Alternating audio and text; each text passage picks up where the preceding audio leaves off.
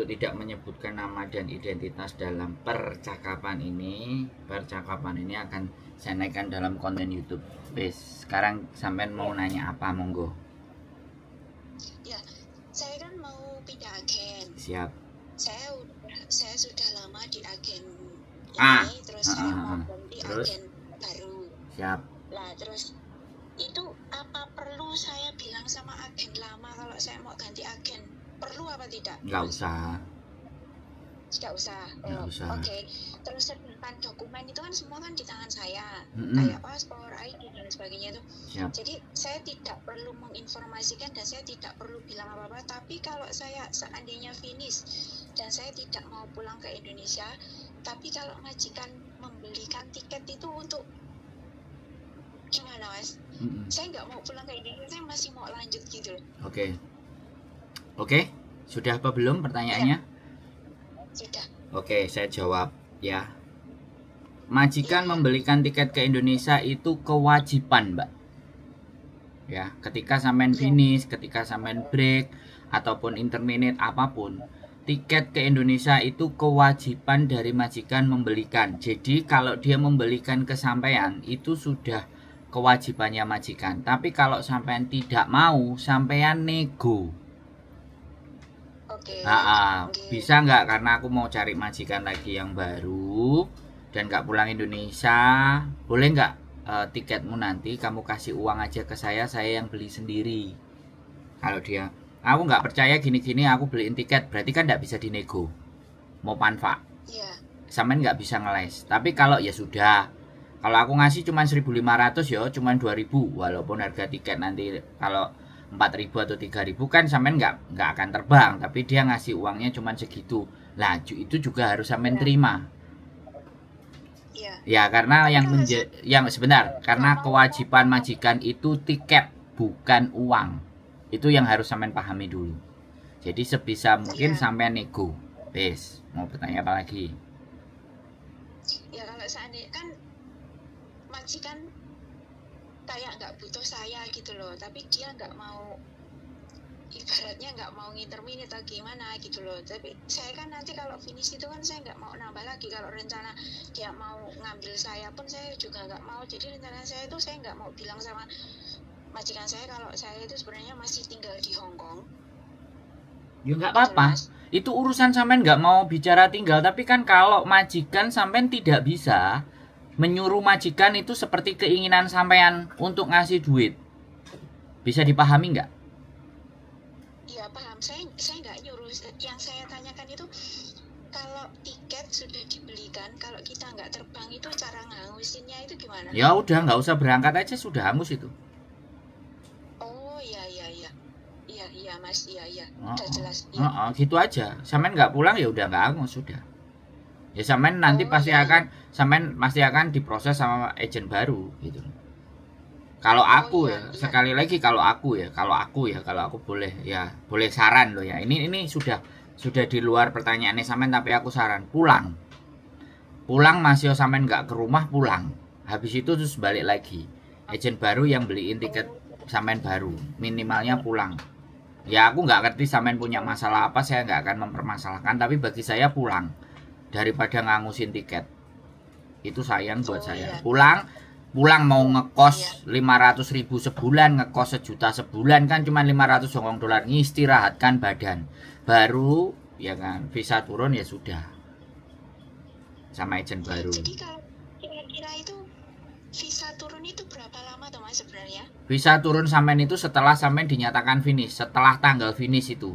Setelah tanggal finish, makanya kan kalau tanggal finish kemudian sampean proses dengan majikan yang baru, ya 1 atau 2 bulan di majikan yang baru itu sampean sudah proses dengan agent baru. Nah nanti setelah sampean finish baru visanya antara seminggu, 2 minggu, 3 minggu sampai sebulan, keluarnya itu depend on imigrasi. Oh iya. Karena proses itu 2 minggu Mbak, proses 2 minggu. Berarti maksimal itu 2 bulan ya Mas ya? Ya, makanya 2 bulan, 1 bulan sebelum pergi itu sudah biasanya agent baru minta ayo tanda tangan. Karena sampai finish itu dikejar, finish itu diuber. Karena kalau finish, sampean finish, maka bisa jadi kan ada agent yang anak finish dikasih 2000. Sebenarnya 2000 itu bukan dikasih, tapi uang karena nggak pulang tadi loh, ada tiket terus dikasihkan 2000. Ada agent yang pakai strategi kayak gitu. Karena kadang setiap proses itu kan memang harus ada dari Indonesia. Satu kali proses tanda tangan, satu kontrak itu berlaku ngambil dari Indonesia dan mulangin ke Indonesia itu satu. Makanya kan anak-anak yang agentnya ya beda-beda. Ada agent yang dikasih, ada yang enggak. Kan gitu. Jadi kalau saya proses di agen baru itu karena dokumen saya kan kalau semisal majikan saya mau belikan tiket itu kan biasanya diminta loh. Berarti saya nggak ngasih. Lah kalau pengajuan visa itu perlu paspor saya atau enggak, Mas? Iya no. Visa ya perlu paspor no.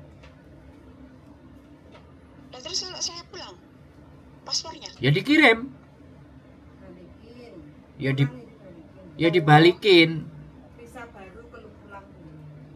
Visa baru pulang dulu. Intinya visa itu butuh paspor asli.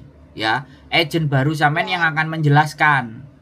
Nek saya menjelaskan, takutnya itu selisih karena kebijakan agent baru sampean apa ya sama-sama penjelasan saya.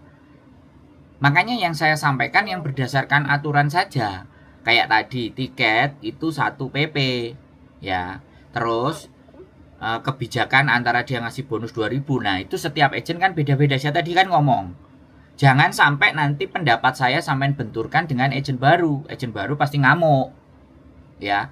Jadi saya minta second opinion, maksudnya saya setidaknya saya kan punya maksudnya ada masukan gitu loh. Jadi nah iya, makanya setiap agent punya strategi yang berbeda-beda. Jadi kalau nanti apa yang saya sampaikan tidak sama dengan agentnya baru sampean, ya sampean harus menelaah, harus berpikir kritis. Berarti agent ini pakai strategi yang beda. Bisa dipahami. Karena strategi agent itu macam-macam. Ya. Ada yang sudah gede, ada yang ngasih bonus, ada yang enggak. Kalau saya kan yang enggak gede. Ya, yang enggak ngasih duit, enggak ngasih bonus. Kalau yang gede-gede itu kan dia enggak ngeluarin biaya promosi, tapi orang yang masuk itu dihargai benar, apalagi finish. Nah, kalau finish supaya rekodnya bagus dikasih duit. Sebenarnya duit itu bukan duit bonus.